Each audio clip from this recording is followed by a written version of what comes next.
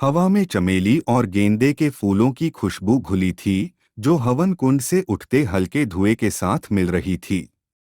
सुनहरी पर्दों और टिमटिमाती फेरी लाइट्स से सजा विशाल हाल शादी की पूरी रौनक के साथ गूंज रहा था।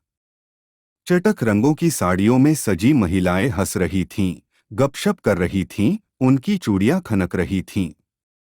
पुरुष इधर-उधर भाग रहे थे, केटरर्स को आदेश दे रहे थे, कुर्सियां ठीक कर रहे थे। माहौल बनावटी उत्सव का था, खुशी का एक मुखौटा जो नीचे छिपे द्वेष को मुश्किल से ढक पा रहा था।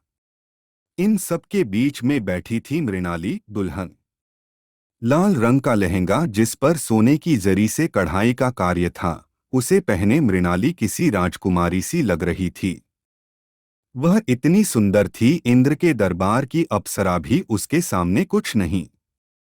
उसका नाजुक शरीर 5 फुट 6 इंच लंबा, गहनों से लदा था, कृष्णवर्ण आभूषणों में चूड़ियां, टीका पहने हुए और नथ जो उसकी नाक को चुभ रही थी।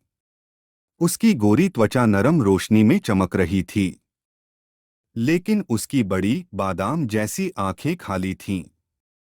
वह मंडप के पास एक गद्देदार कुर्सी पर बैठी थी। मृणाली हवन की लपटों को घोर से देख रही थी। दुनिया के लिए वह एक नई जिंदगी की दहलीज पर खड़ी दुल्हन थी। अपने लिए वह एक गुड़िया थी, जिसे सजाकर प्रदर्शन के लिए रख दिया गया था। उसकी इच्छा को कब का छीन लिया गया था। मृणाली नहीं जानती थी कि उसकी शादी किससे हो रही है। उसे यह भी नहीं पता था कि यह शादी क्यों हो रही है। उसे बस अपनी चाची का सख्त आदेश याद आ रहा था, मृणाली तैयार हो जा, वरना। बिना उसकी सहमति के हाथों ने उसे छुआ, उसके बालों को ब्रश किया, आंखों में काजल लगाया, गालों पर रूज मला। उसे एक सुंदर दुल्हन के रूप में सजाया गया, लेकिन उसका दिल खाली था। आसपास की हंसी, संगीत, बातचीत सब कुछ उसे दूर का शोर लग रहा था। उसे ऐसा लगा कि उसकी जिंदगी एक नरक से निकलकर दूसरे नरक की तरफ जा रही है। कम से कम इस नरक में वह अपने सताने वालों के चेहरे पहचानती थी, उसके चाचा, चाची और उनकी बेटी रिया। अगले नरक में कौन होगा? एक अजनबी, एक पति, एक नया पिंजरा। मृणाली एक कोने में बैठे अपने माता पिता की याद आई। उसको अपना माता पिता के साथ खेलना, प्यार करना याद आया। बचपन में वह कितनी खुश थी। मृणाली माता पिता बचपन में ही गुजर गए थे। उसके पिता की सारी संपत्ति उसके चाचा के पास है। हाल के पीछे एक धीमी रोशनी वाले कमरे में एक अलग तरह का हंगामा मचा था। जोर जोर से शोर हो रहा था। रिया, जो कि मृणाली की चचेरी बहन है, वह गुस्से की आंधी थी। उसका डिजाइनर लहंगा, चमकता हुआ हरा, सब हिल रहा था जब उसने एक क्रिस्टल का फूलदान दीवार पर दे मारा। वह चकनाचूर हो गया, टुकड़े फर्श पर बिखर गए। उसके माता पिता राजेश और नताशा असहाय खड़े थे। उनके चेहरों पर थकान और चालाकी का नकाब दिख रहा था। आपने यह कैसे कर दिया? लिया चीखी, उसकी आवाज टूट रही थी। आपने उसकी शादी उसके साथ तय कैसे कर दी? भागचंद तो मेरा होना चाहिए था। मैं उसे चाहती थी, उसकी दौलत, उसका रुतबा, उसकी प्रॉपर्टी। उसका क्या? राजेश ने लिया के कंधों को पकड़ा, उसे जबरदस्ती बिस्तर पर बैठाया। उसकी आवाज शांत थी, लेकिन उसमें जहर भरा था। सुन मेरी जान, मैं बिना सोचे कुछ नहीं करता। भागचंद इंसान नहीं, हैवान है। तूने सोशल मीडिया पर उसकी चमकदार तस्वीरें देखी हैं, लेकिन मैंने उसे करीब से देखा है। वह लोगों के साथ जानवरों जैसा सलूक करता है। मृणाली को यहाँ जो जिल्लत मिली है, वहाँ उससे भी बदतर मिलेगा। मैंने ऐसा इंतजाम किया है कि वह कभी खुश न रह सके। और तू कह रही है कि तू उस जल्लाद से शादी करना चाहती है? लिया की आंखें चौड़ी हो गईं, उसका गुस्सा भ्रम में बदल गया। नताशा आगे आई, उसके होठों पर एक कुटिल मुस्कान थी।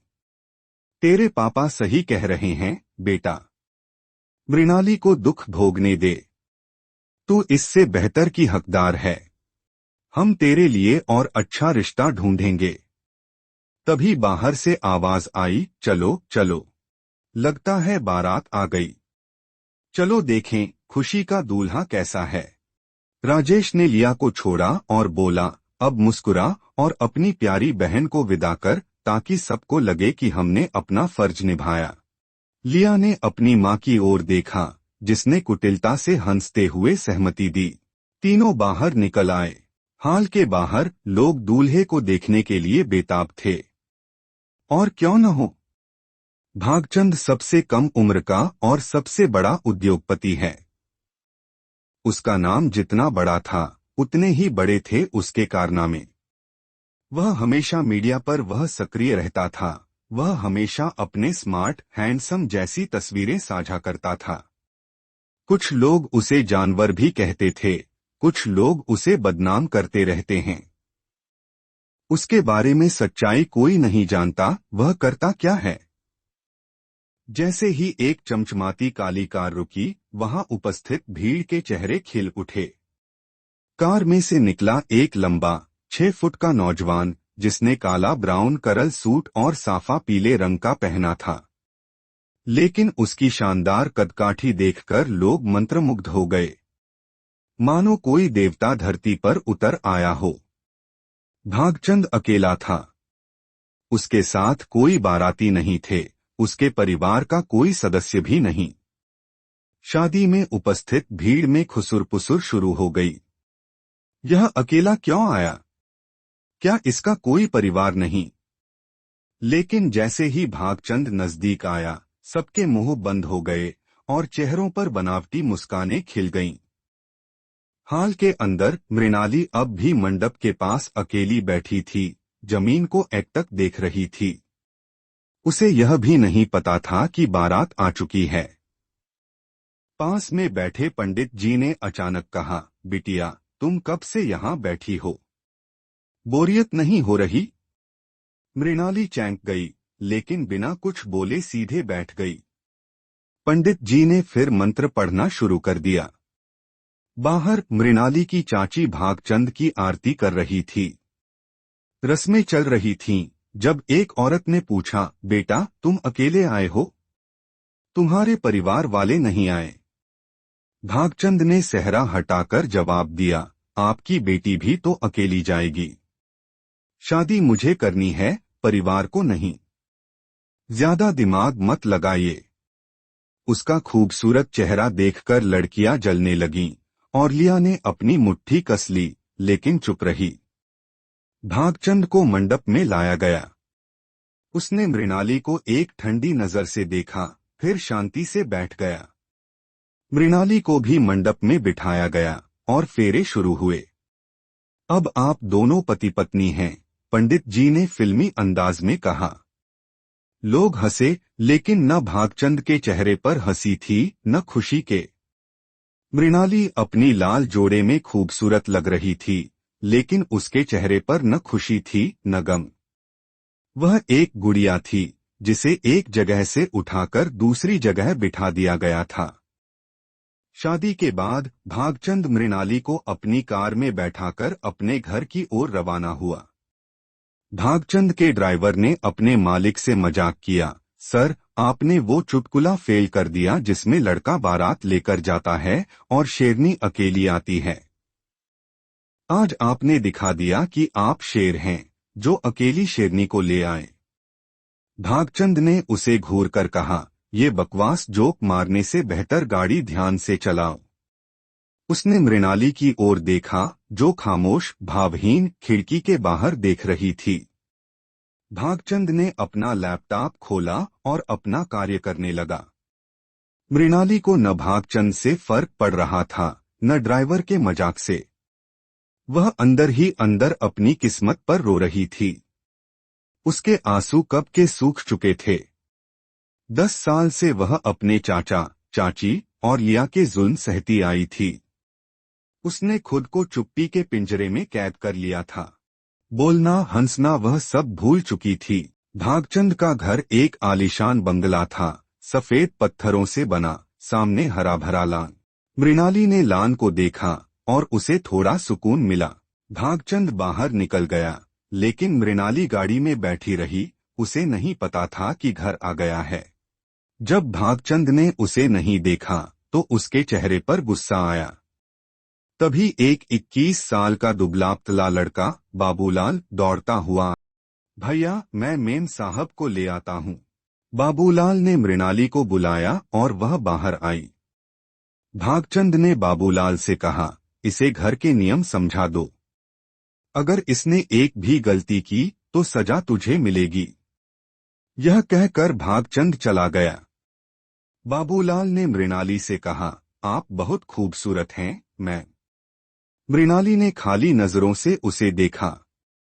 पहली बार किसी ने उसकी तारीफ की थी। बाबूलाल उदास होकर बोला, आप बिल्कुल सर की तरह हैं, लेकिन आपको यहाँ नहीं आना चाहिए था। ये जगह आपके लिए नहीं है। बाबूलाल ने घर के नियम बताए हैं, यहाँ कोई औरत नहीं रहती, सिर्फ भागचंद सर, अब आप और एक बीमार वृद्ध आदमी जो कभी बाहर नहीं आते। सुबह 8 बजे नाश्ते के लिए डाइनिंग टेबल पर आना है। 1 मिनट की देरी और नाश्ता नहीं मिलेगा। दोपहर का खाना आपके कमरे में आएगा। रात 10 बजे डिनर के लिए फिर आना है, लेकिन तब कोई बात नहीं करनी क्योंकि सर गुस्से में होते हैं। बाबूलाल रसोई में चला जाता है और खाना बनाने लगता है। बाबूलाल सभी के लिए खाना तैयार कर लेता है। बाबूलाल अपने मन में सोचता है कि मैम को इनसे शादी नहीं करनी चाहिए थी। हो सकता है वह इस घर को बदल दें। क्या मृणाली इस नए नरक से निकल पाएगी, या भागचंद की अपनी कहानी उसे बचाएगी? आपको क्या लगता है, भागचंद हैवान है या उसका अपना दर्द है? कमेंट करें और अगले भाग के लिए सब्सक्राइब करें।